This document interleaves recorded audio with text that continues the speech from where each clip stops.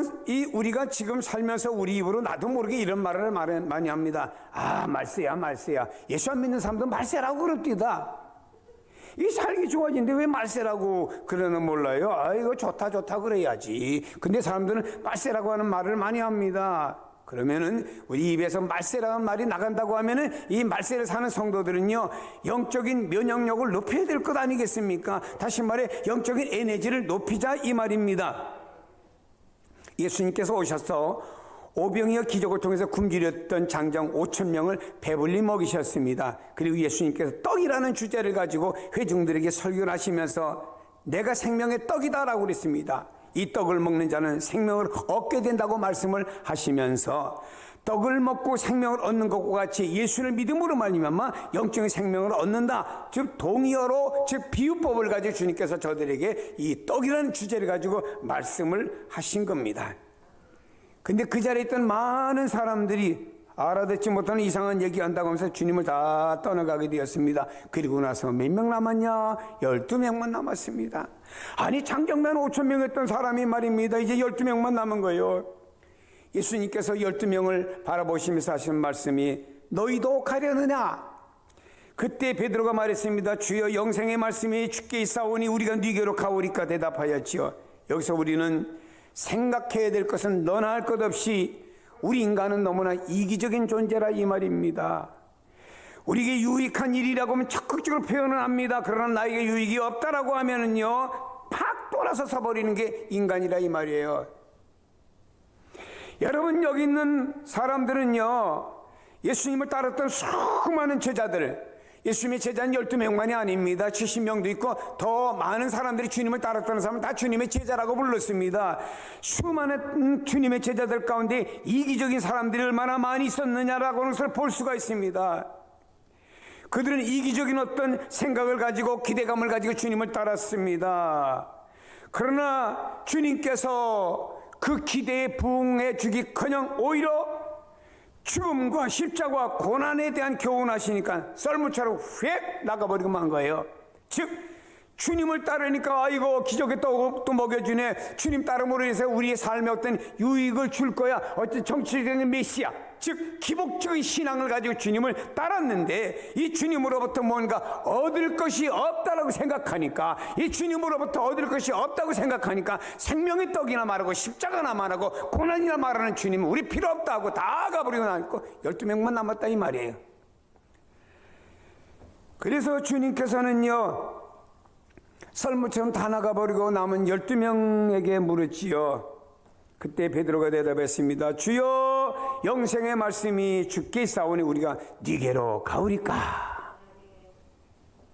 이것이 주님의 위로가 되고 주님의 힘이 되고, 주님은 이 남은 자를 보면서 하나님의 뜻을 이어가신 주님이신 줄로 믿습니다. 예수님께서 제자들에게 물으셨어요.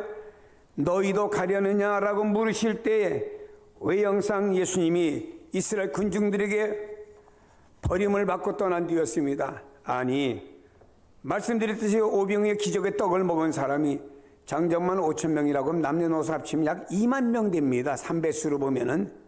근데 2만 명 되는 사람들이 다 썰물처럼 나가버리고요, 12명만 남은 거예요. 많은 사람들이 아우성칩니다. 수근거립니다. 그러니 쑥쑥 빠져나가기 시작합니다. 자기 주관대로 말하고 판단하고 하면서 쑥쑥 빠져나갑니다. 이제 이 가버나움 회당에서 고요하고 한적한 가운데 12명의 제자들이 뜨문뜨문 앉아서, 그때는 코로나도 안 왔는데 왜 이렇게 뜨문뜨문 앉았나 몰라. 뜨문뜨문 앉아 여기저기 제자들이 흩어져 앉아 있습니다. 그 제자들에게 주님께서 던진 질문입니다. 너희도 가려느냐? 너희도 가려느냐? 그때 베드로가 대답을 했습니다. 우리가 네게로 가오리까?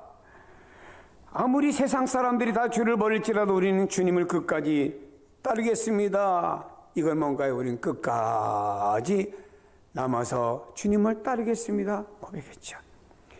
여러분, 믿음의 사람도 세상에 살아가노라고 하면 믿음을 지키기 위해서 세상으로부터 외면당하는 경우가 얼마나 많은지 모릅니다.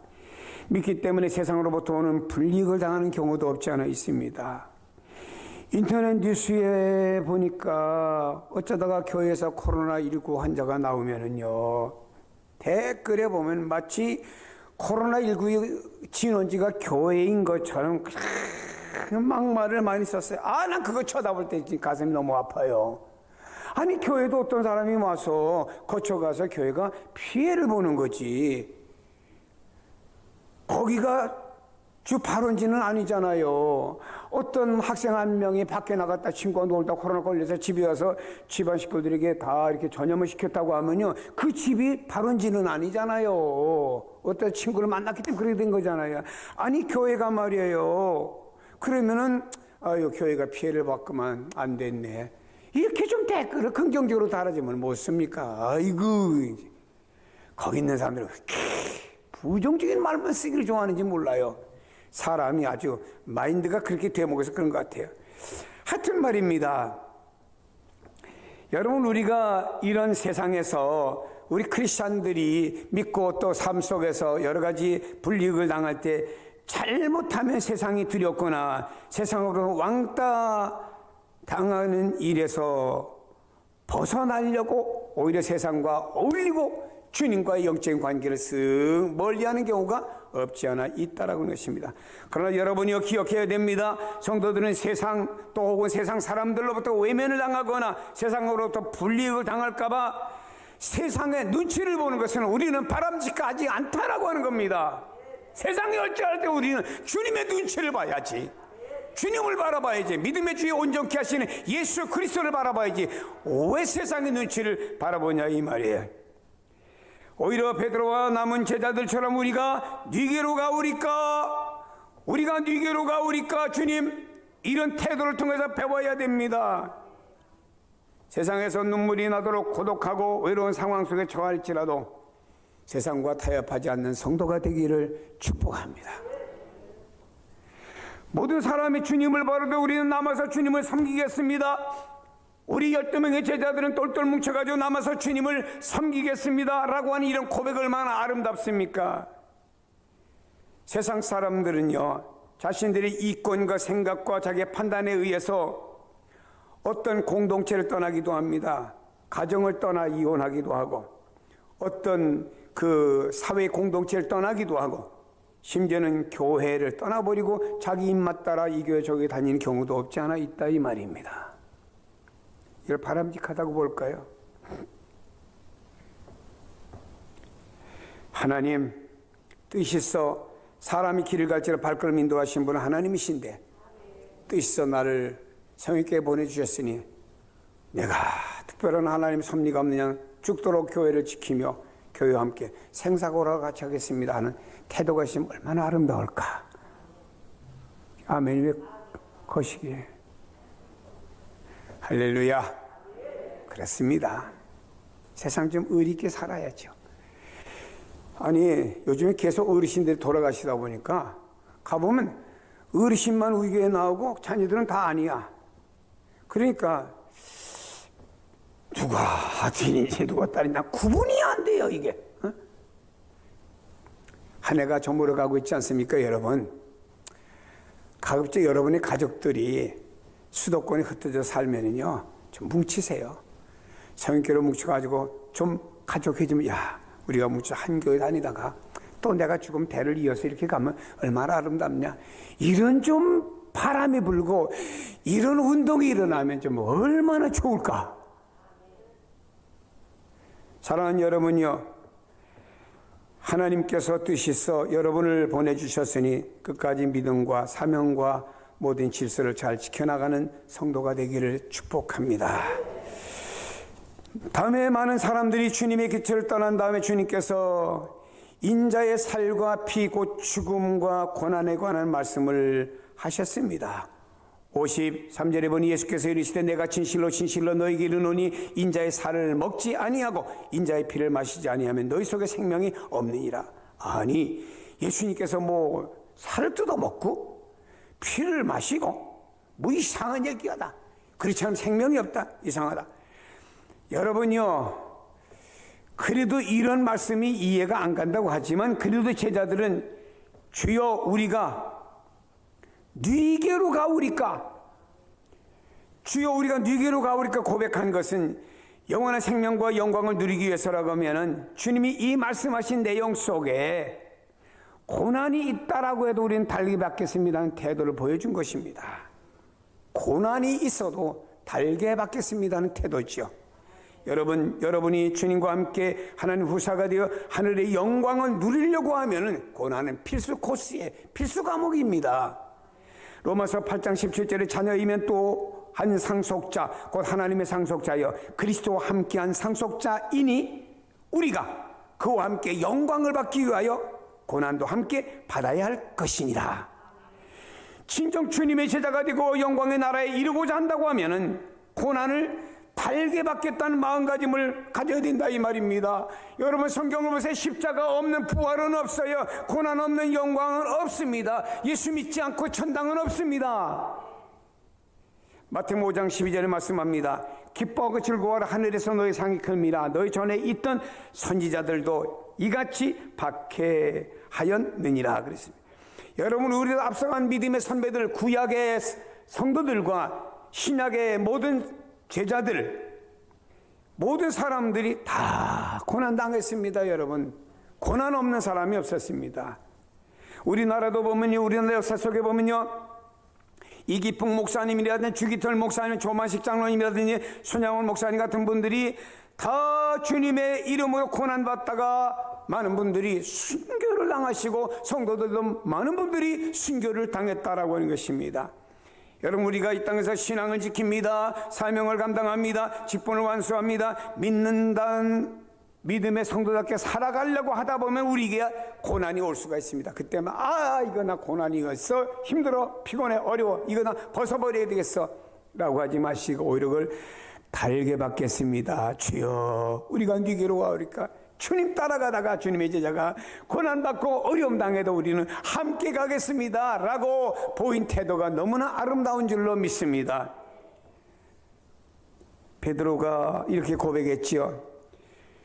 주여 영생의 말씀이 주께 있사오니 그랬습니다.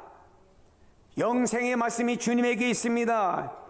영생은 다른 곳에 없다 하는 이 말씀 아닙니까? 영생은 주님에게만 있는 줄로 믿습니다. 요한복음 14장 6절에 말씀합니다. 예수께서 이르시되 내가 곧 길이요 진리요 생명이니 나로 말미암지 않고는 아버지께로 올 자가 없느니라.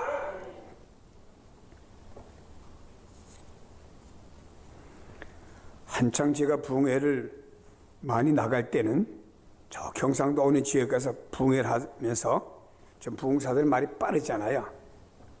제가 지금 굉장히 느려진 게 좀 이 정도거든요.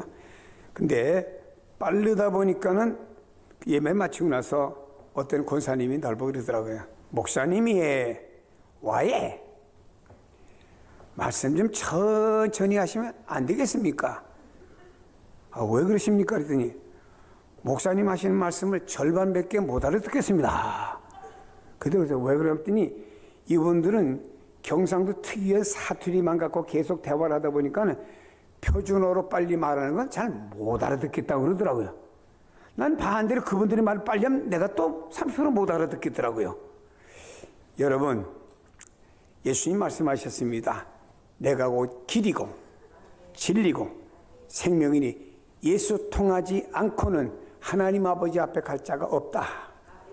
사도행전 4장 12절에 말합니다. 다른 이로써 구원받을 수 없나니 천하 중에 구원을 받을 만한 다른 이름을 하나님이 우리에게 주신 적이 없다 이 말입니다.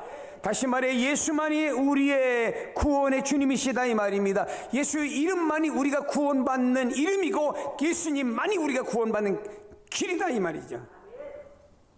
성도는 어떠한 일이 있거나 어떠한 경우에서도 예수 그리스도에게서 벗어나서는 안 됩니다. 아무리 시험이 있고 기분 나쁘고 좋고 나쁘고 어려워도 우리가 주님을 믿는 일에서 벗어나면 절대로 안 됩니다. 여러분 주님께서 우리의 삶을 내가 원하는 대로 돌아보지 않고 우리에게 고난을 주고 고난에서 도와주지 않는다라고 판단이 될지라도 주님과 멀어지면 안 되는 거예요. 여러분 본문에서 이렇게 신앙 고백을 잘 했던 베드로, 주여 영생의 말씀이 여기 있는데 우리가 어디로 갑니까? 주님과 함께 가겠습니다 했던 이 베드로도 현실 속에서 예수님이 십자가에 달리기 위해서 붙잡혀가지고 말입니다, 가야바 법정으로 종교재판 받기 위해서 가는 길에 말입니다, 베드로가 아이고 내가 주님의 제자인데, 내가 주님을 따랐는데 다른 애들도 저 사람도 주님과 함께 있는 거 봤다라고 이렇게 또 말했지 않습니까? 나중에 그러면 내가 불이익을 당할까봐 멀찌감치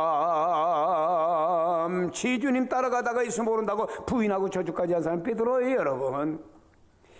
여러분 우리가 이 세상에서 이런 어떤 경우가 있으면 안 된다 이 말입니다.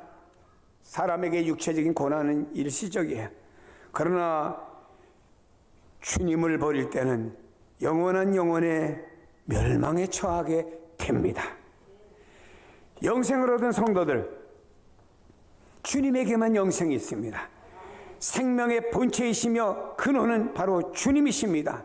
그래서 우리는 주님 안에 머물고 주님의 가지가 되고 주님을 결코 떠나는 성도 되지 마시기를 예수 이름으로 축원합니다. 다른 것 때문에 내가 아무리 유익이 된다고 해도 주님을 떠나면 안 된다 이 말입니다.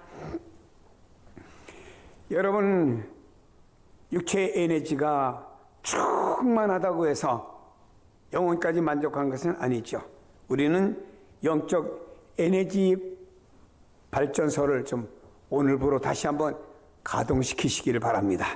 사도행전 2장 42절에 말합니다. 그들이 사도들의 가르침을 받아 서로 교제하며 떡을 떼며 오로지 기도하기를 힘쓰니라. 사도행전 2장 4절에 말합니다. 그들이 다 성령의 충만함을 받고 성령의 말하심을 따라 다른 언어들로 말하게 하기를 시작하니라. 초대교회 성도들을 보세요. 이들은 진짜 어려웠습니다. 하루에 먹고 사는 것도 염려해야 되는 이런 상황입니다. 그러나 여러분 유대교라고 하는 그 바탕 종교가 있는 그 지역에서 예수를 믿는다고 하는 아주 불이익을 당해요. 불이익을 당합니다. 또 예수 믿는다고 자랑하고 전도하다는 감옥도 가고 매도 맞고 폭행도 당하고 별 불이익을 다 당합니다. 이런 가운데서도 초대교회 성도들은 영적 에너지가 충만하니까 환경이 어떠하든지 가난이 어떠하든지 세상에 뭐라고 하든지 세상의 권력이 나라에게 뭐라고 하든지 간에 그들은 나가서 예수의 복음을 전하며 믿음으로 세워졌던 것은 다른 것이 아닙니다. 영적 에너지가 충만할 때 그렇게 된 거예요. 성도들의 영적인 에너지 발전소가 어디입니까? 여러 가지를 볼 수 있지만 그 중에 하나가 바로 이겁니다. 사도들의 가르침을 받아서 그랬습니다. 무엇을 받았습니까? 하나님의 말씀을 받았다 이 말입니다. 하나님의 말씀이 여러분의 영혼의 에너지를 주는 줄로 믿으시기를 바랍니다. 그래서 이 마지막 시대 예언의 말씀을 읽는 자와 듣는 자들과 지키는 사람들이 복 있는 줄로 믿습니다. 하나님의 말씀을 가까이 하시기를 바랍니다. 하나님의 말씀을 읽으세요. 요즘같이 좋은 세상은요, 스마트폰에다 앱 하나만 깔아놓으면요 성경도 나오고 또 지가 읽어주고 찬송도 나오고 다 나와요. 회사 가면서 귀에다가 말이나 블루투스 하나 꼽았다 하면은 회사 갈 때까지 성경 읽어줍니다. 옛날에는 하루에 성경 10장 읽으라고 했지만 이렇게 해서 성경을 듣다 보면요 하루에 10장도 20장도 들을 수가 있고 읽을 수가 있어요. 여러분 하나님의 말씀을 우리가 가까이 해야 되잖아요. 자꾸 세상의 것만, 세상의 정보만 가까이 하려고 하지 마시고 하나님의 말씀을 가까이 해야 된다 이 말입니다. 저도 때때로 다른 목사님의 설교를 방송으로 듣거나 또 이렇게 다른 목사님을 설교 들을 기회를 있어 듣다 보면 그렇구나, 하나님 말씀이 저렇게 또 증거되는 거라. 내게 힘이 돼요. 힘이 뭐냐? 이게 영적인 에너지다 이 말입니다. 성경 말씀을 읽다 보면 이 말씀이 이러네 하고 그 말씀이 또 내게 힘이 됩니다. 이게 에너지예요. 그래서 우리 머릿속에 항상 말씀을 가지고 생각하고 묵상하라고 하는 것은 그것이 우리의 영적인 에너지가 되기 때문에 말씀을 묵상하라 이런 말씀. 말씀이 발에 등불이 되어 인생 잘 가게 만들고, 말씀이 우리를 정결하게 깨끗하게 만들어주기도 하고, 말씀이 우리에게 재앙을 물러가게 하고, 우리 하나님의 말씀 대할 때 그 안에서 모든 것이 해결이 되기 때문에 하나님의 말씀 가까이 하고 그 말씀에 순종하여 살아갈 때 믿음의 사람답게 살아갈 수 있고 그런 성도를 하는 기뻐하는 줄로 믿습니다. 그러니까 여러분 여기 뭐라고 말씀합니까? 오로지 기도하게 되어 있습니다. 초대교회는 기도 많이 했습니다. 아이고 참 기도 많이 했습니다.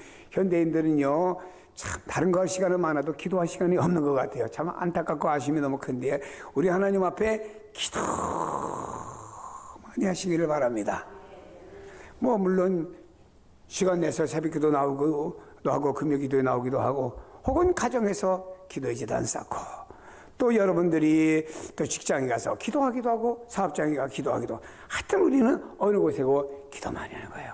아침에 차량 핸들 잡고도 주여 하루 부탁합니다. 기도고 또 집에 들어와서 또 핸들 놓기 전에 주여 잘 왔습니다. 감사합니다. 또 기도고 항상 기도. 어떤 삶 속에서도 우리 마음속에 다른 것들이 내 안에서 집을 짓지 못하게 마귀가 내 안에 집을 짓지 못하게 계속 기도 많이 하시라 이 말입니다. 그래서 기도는 쉬지 말고 하라고 그랬잖아요. 아니 베드로가 주님의 수제자 아닙니까? 이런 베드로도 주님께서 야 겟세마네 동산에 내가 힘들어 나를 기도해 주어라. 너도 기도해. 시험에 들지 않게 기도해라. 이렇게 부탁까지 주님이 하셨음에도 잤어요. 아닌 게 아니라 기도하지 않다 다음날 주님 잡혀갈 때 멀쩡함없이 따라간 거예요. 여러분 그날 밤에 베드로가 기도하다가 충만한 영적인 에너지를 받았으면 다음날 어떻게 되었을까 한번 다른 상상도 해보았습니다.